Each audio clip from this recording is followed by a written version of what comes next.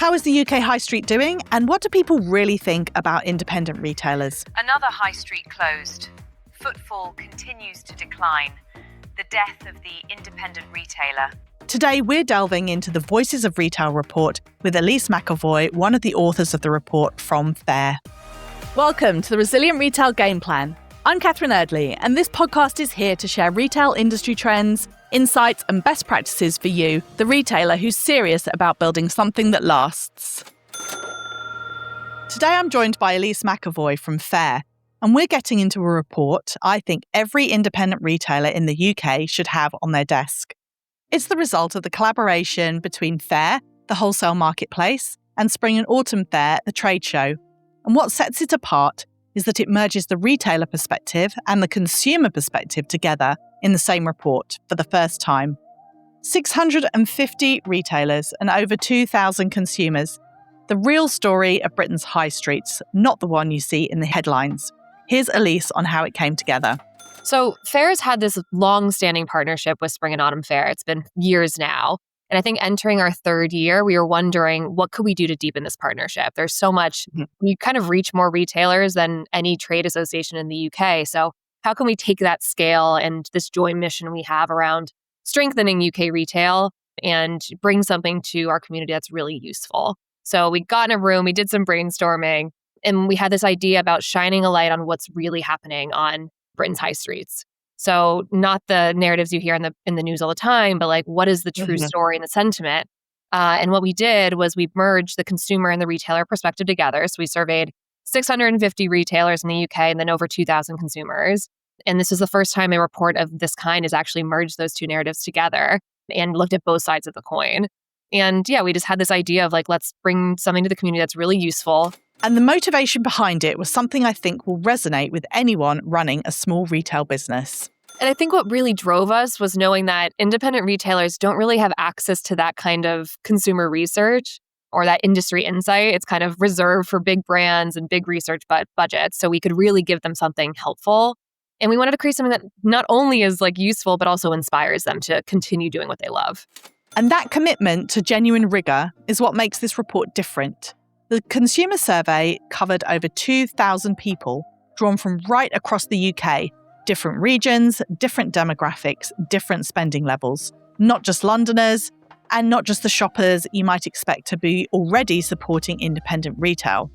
A real representative cross-section of the British high street. So when Elyse walked me through what they'd actually found, I was really curious to see what the report had uncovered. So many things, actually. I think when I saw the data for the first time, I left the room smiling. I was like, I think there's so much that's positive here that independent retailers will be thrilled to see. I think one finding that stopped me in my tracks was our AI finding. So the stat was 9 in 10 consumers say AI has made them more likely to see products in real life and trust a local retailer over an AI recommendation. I think there's this negative sentiment that AI is actually like prohibiting independent retail, but it's actually the opposite. So it's a 10-to-1 ratio in favor of the human over AI. So I hope that's something that independent retailers will sink their teeth into. I think there was another stat around the branding gap that was really exciting as well. And we expected brand storytelling to matter. I think we implicitly know that brand matters and marketing matters. But I think the actual gap was so large. So it's a 19% percentage point difference between growing and declining retailers who are investing in brand storytelling. And I think the kicker is that only 30% are actually doing it. That statistic that says that 71% of independent retailers are growing or stable is well worth remembering the next time that someone tells you the high street is dying. But the finding that really stopped me, and I wanted to push Elyse further on, was the AI one, because everything you hear right now positions AI as a threat to small independent businesses, and this data is saying something quite different. I think there's this two sides of the coin thing here. So I think AI is, helping people reveal that there is products out there. But I think when it comes to recommendations, like I think discovery, you can use AI. But when it comes for like product recommendations and unique products, consumers want to get the opinion of a shopkeeper because they have that, they're values driven and they have all these unique products. It's not just the same old, or you're kind of dictating what you're getting. So I think when it comes to like true discovery, there's a huge place for retailers to kind of own that. And the report had something else to say about what growing retailers have in common. something that surprised me with how simple it actually is. It was interesting to see how many successful retailers were using collaboration or had stated that collaboration helped, but then only a very small percentage of retailers were actually collaborating on a regular basis. Exactly. Why do you think that gap exists? I think retailers are busy, and I think that there's so much that they're doing. They're wearing so many hats. They're marketers. They're also managing their own accounting. Like, there's so much that they're doing to survive, and they have very small teams often. We saw there's 1 to 3 teams or 1 to 3 people in a team is kind of the norm for a lot of these retailers. So I think that getting outside the day-to-day and trying something new that they're not positive will have a return on investment, I think is tricky. And I also think there's kind of like a lack of inspiration of like, what do I try that actually, is outside the box and can drive those objectives? And I think this is something that the report actually helps reveal. It's what can you be doing that's really simple, and it's a phone call away. It's not you need to launch massive brand campaigns with other retailers. It could be a joint social post. It's very easy things that you can build on as you start to see that there is a payback or there is a branding win that comes from that. In the report that we go into all this, but I do think there's the things you can do, but then there's also the retailers are saying, like, these are the things we're trying, but we're also seeing an increase in footfall. We're seeing that we're driving revenue increases from these things. So it's not just a branding play, but it's also driving lower funnel. It's driving business impact. And what I love about that is it's not theoretical. You can see it playing out on any high street where retailers are building a community, not just a shop. In fact, some of the most vivid examples of this came up right at this point in our conversation.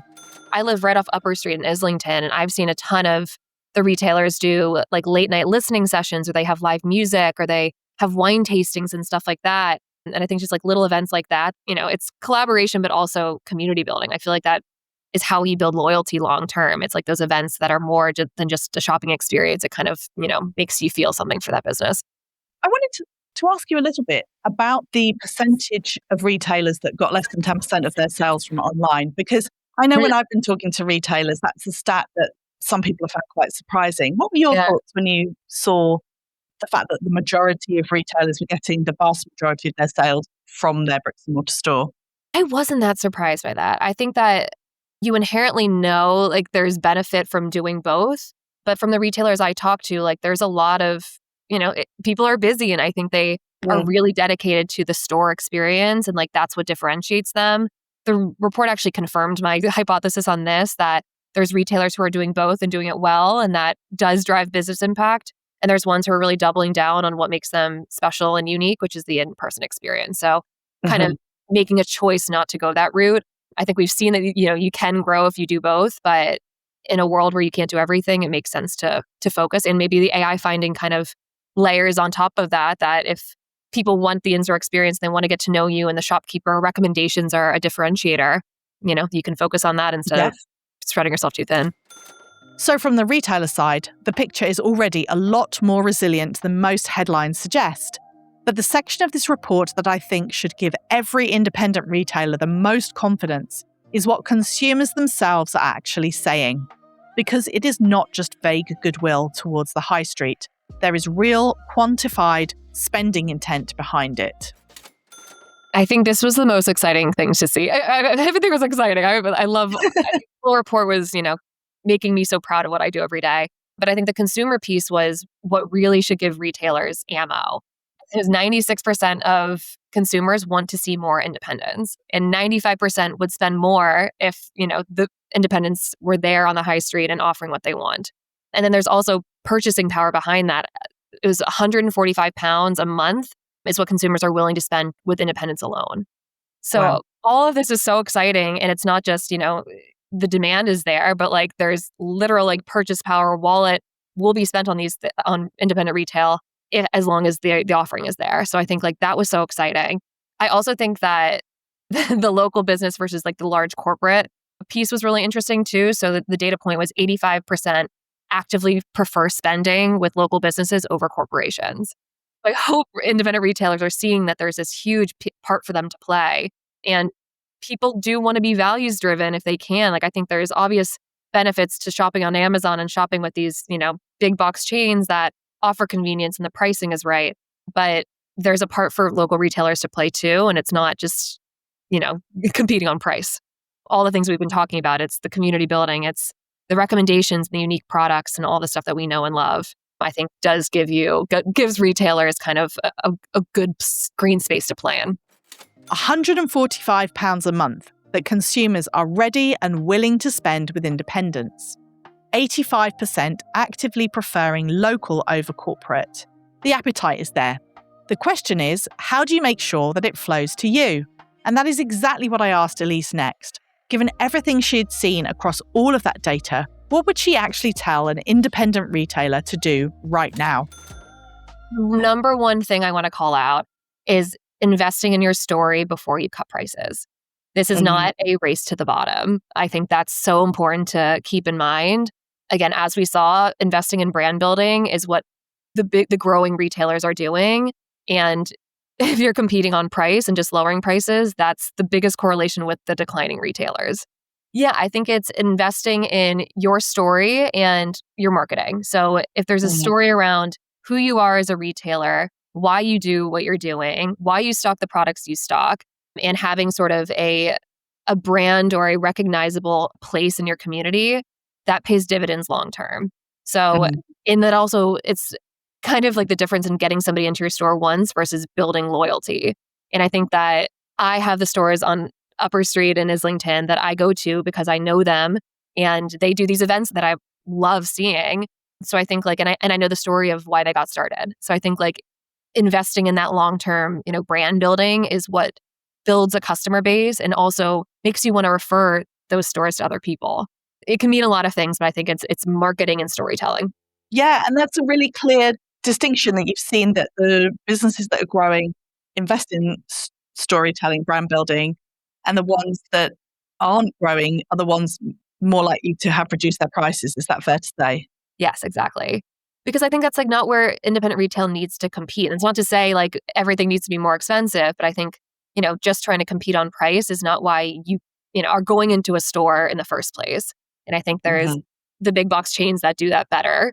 And I think sticking to your guns around why you exist and the products that you're selling feel different than what those other stores offer, I think is what you should focus on. Completely agree. I think collaboration, I think that this is something that you and I both agree is huge. So I would say start one collaboration this month. I think that's an easy thing to do. Give it a try. Find a retailer in your community that you know and admire. And it doesn't even have to be a formal partnership. It can be a conversation with a neighbor down the street, and you could agree to recommend each other to customers. Or you could plan one joint networking event that month. Could be as simple as that. Maybe it snowballs and becomes something bigger, but just get the ball rolling.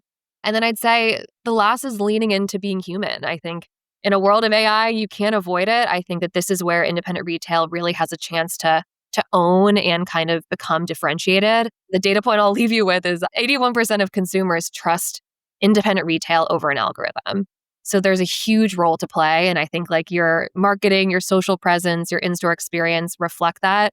I think it'll kind of give people a reason to pursue your business and love your business and come back. As the world gets more robotic, then people really want to lean into the human. Exactly what we're saying. Well, thank you so much for joining me today, and thank you so much for sharing all of this incredible insight. The report is completely free. You can download it from the Spring Faire website, and I will put a direct link in the show notes. If you want to explore Faire as a wholesale market, that link is there too. 3 things I want you to take away from this conversation. Invest in your story before you touch your prices. That is what separates businesses that are growing from the ones that are not. Start one collaboration this month. It can be as simple as a conversation with the shop next door. And lean into being human, because 81% of consumers already trust you over an algorithm. That is worth remembering. Thank you so much for listening. Don't forget to follow, or subscribe to the podcast wherever you listen. And if you have a moment, you can rate and review it. You can rate it inside the Spotify app, and you can leave a review inside Apple Podcasts. So why not take a moment and do that? And I'll see you next week.